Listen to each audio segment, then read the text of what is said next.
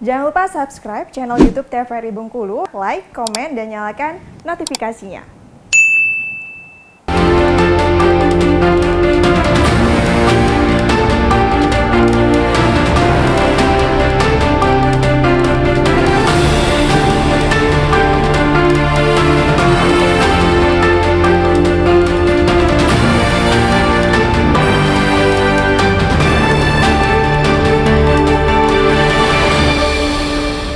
Terima kasih Anda masih bersama kami dalam acara Berendo dengan tema kita Coklit Data Pemilih Potensial. Coklit ya, pencocokan dan penelitian data pemilih.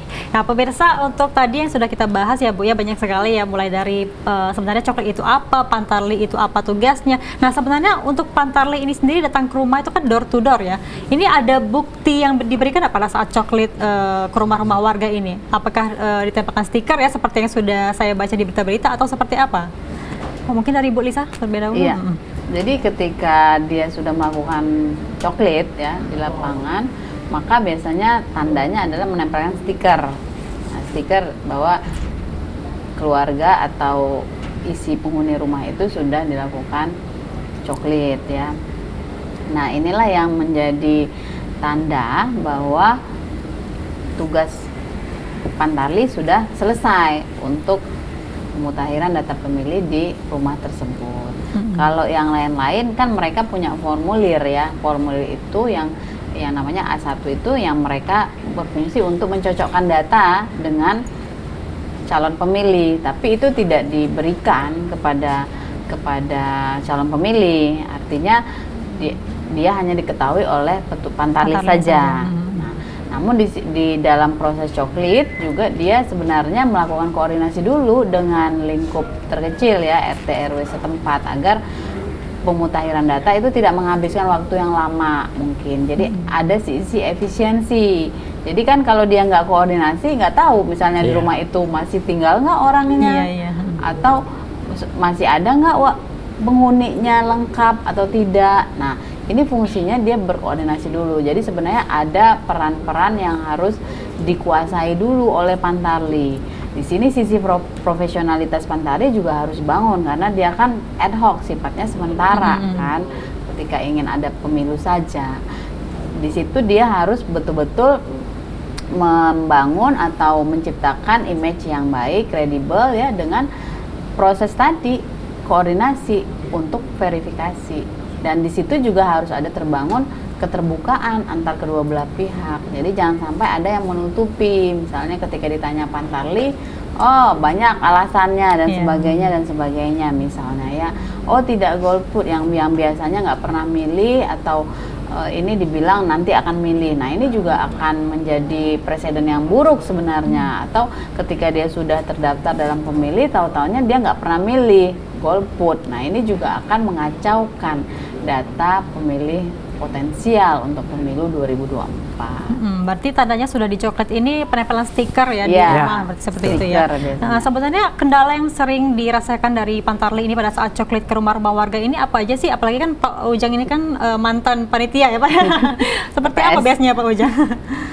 Iya, kalau problem dari petugas PPDV ini atau Pantarli ini seperti kalau memang dia tadi yang benar katakan Bu Lisa, sana dia koordinasi dengan RT, artinya dia banyak waktunya banyak digunakan koordinasi dengan RT, data-data sudah ada, artinya dia tinggal mendatangi yang dia tidak tahu. Itulah gunanya KPU menempatkan seorang Pantarli itu memang betul-betul berdomisili di situ, supaya dia tidak meraba-raba data itu.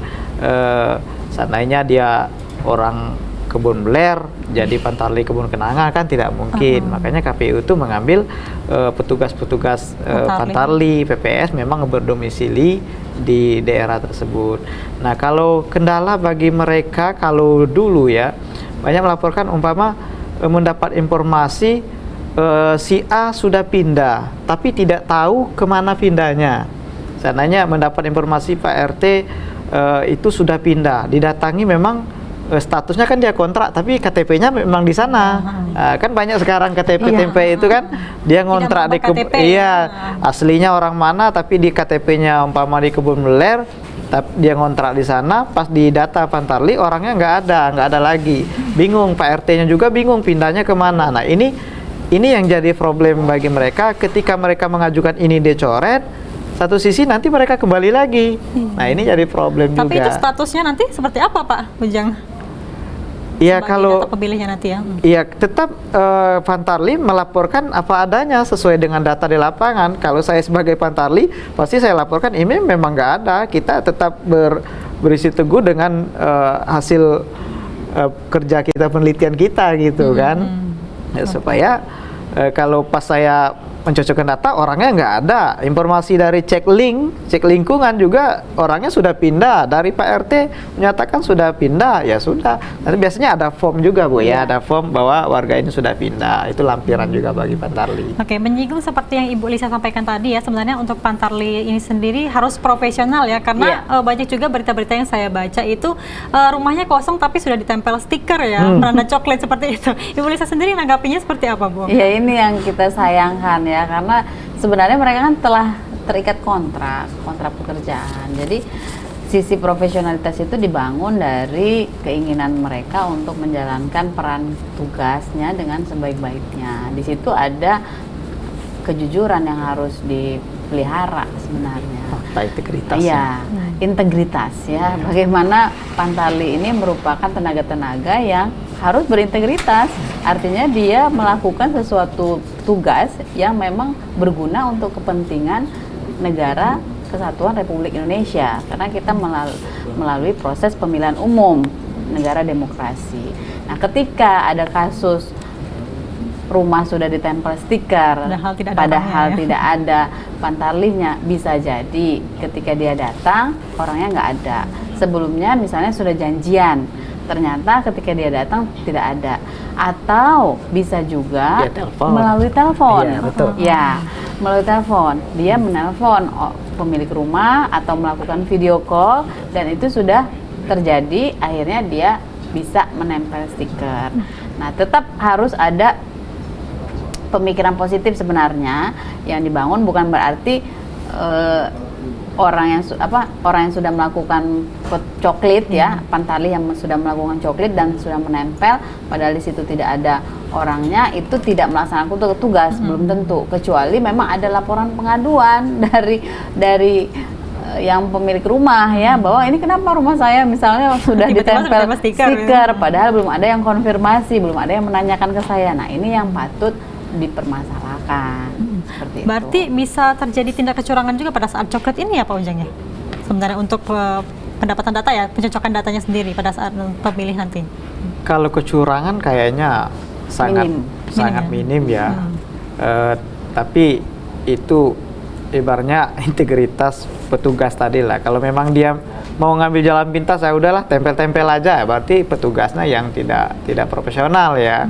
Benar kata Ibu Liza tadi, mungkin dia sudah menelpon, sudah janjian, oh saya tetap memilih di sana, udah komunikasi gitu, ya Pantarli harus menempel bahwa dia punya hak memilih.